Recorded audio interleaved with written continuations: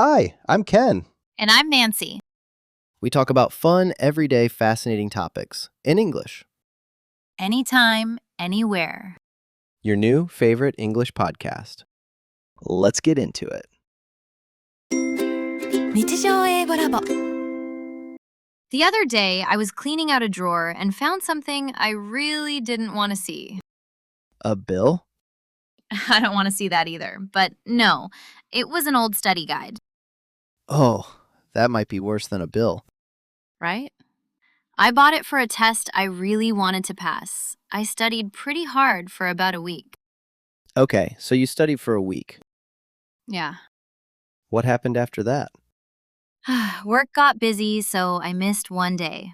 Then another. Then another. Before I knew it, the book had moved from my desk to a drawer. But you still wanted to pass, right? Yeah, that's what was weird. I hadn't changed my mind, but I had completely stopped studying. I think that's the problem. Wanting to do something and actually doing it aren't the same thing. So it's not just about wanting it badly enough. I need to decide what I'm actually going to do. Yeah, so that's the part we need to figure out. But I did have a goal. Pass the test. Yeah, you did. But I do this too. I set a big goal. Then when I sit down to work on it, I think, okay, what do I do now? Study.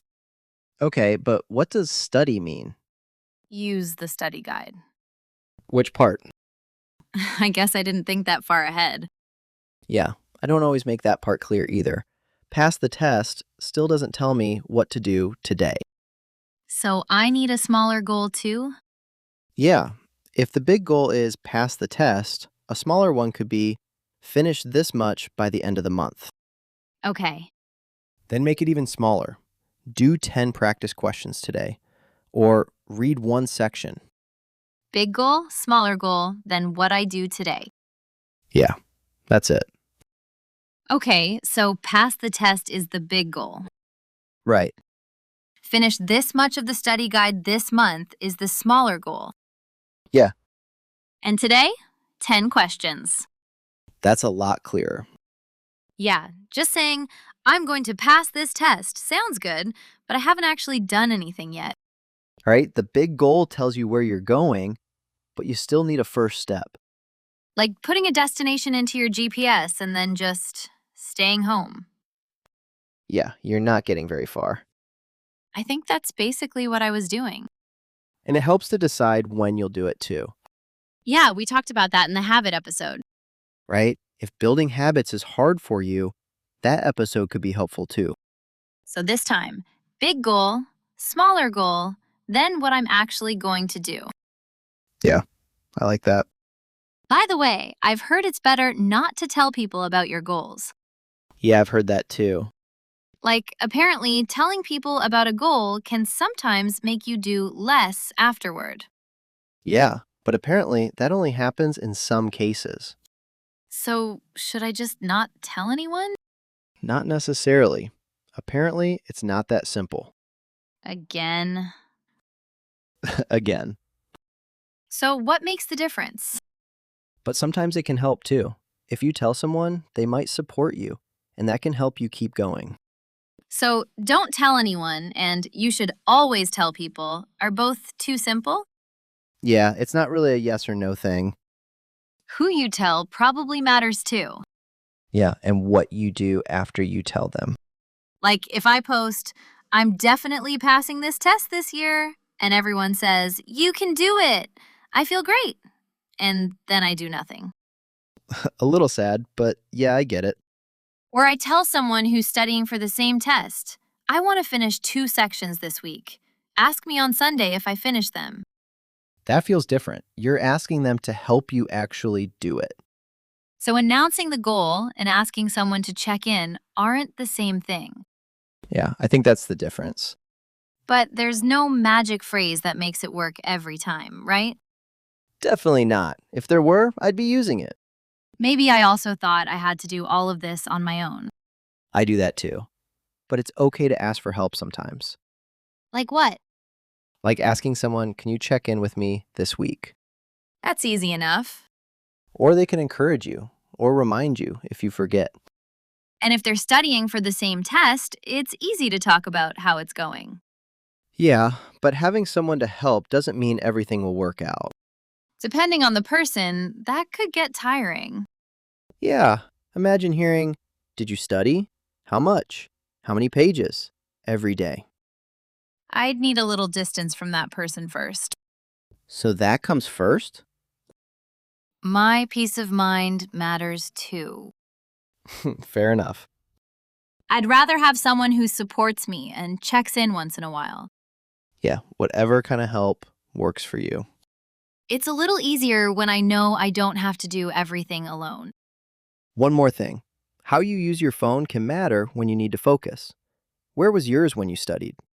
On my desk. Notifications? All of them were on.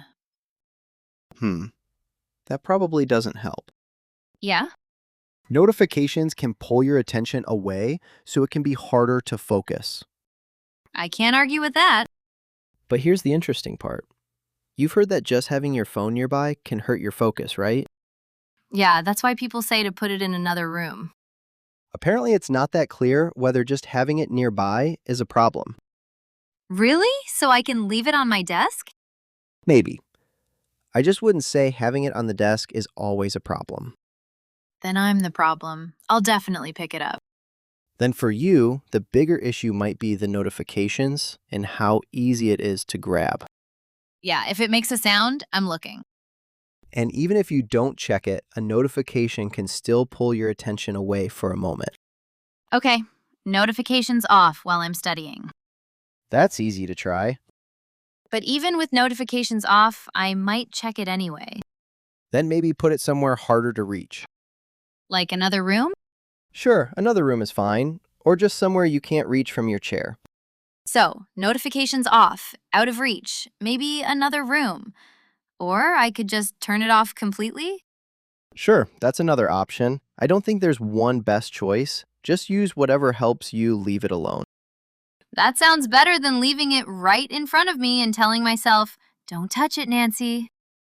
Yeah, then you don't have to keep stopping yourself. But even if I do all that, work could get busy again and mess up the plan. Yeah, that happens. That's where I stopped last time. After you miss one day?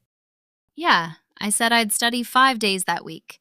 Then 5 days became too much, and somehow I ended up doing 0. Maybe you could have changed it to 2 days. But doesn't that feel like losing? I get that. But if changing the plan helps you keep going, maybe that's okay. Yeah, the goal is to pass the test, not to follow my first plan perfectly. Right, the plan is supposed to help you get there. Oh, that actually changes how I look at it. You could change the time, do less, or move the deadline if you need to. But we're not saying this always works, right? Right, I don't think it's a rule for everyone. But if the first plan stops working, that doesn't mean it's all over. Maybe missing one day wasn't the real problem. Maybe the real problem was that I didn't change anything after that. Yeah, that's one way to look at it. 5 days is too much? Try 2. Nights don't work? Try mornings. 10 questions is too much? Try 5. Maybe it's about finding a plan you can actually follow. I actually feel like I could pass now. Oh, feeling like you can do it now? But if I stop at that feeling, I'll just do the same thing again. True. 日常英語ラボ Okay, what's first? Decide how much I want to finish this month. And what's the first thing you'll do? Saturday morning. 10 questions. Nice. And I'll tell someone who's studying for the same test, ask me about it on Sunday. And the phone? Notifications off. And I'll probably put it somewhere else. That's a lot more specific than before. And I still haven't answered a single question. Fair. The actual studying starts now. Yeah, this time I don't want to stop after setting the goal. 日常英語ラボ Thanks for listening to our whole conversation, all the way to the end. If you enjoyed this video, please give us a like and subscribe. It really keeps us going. Bye. Bye!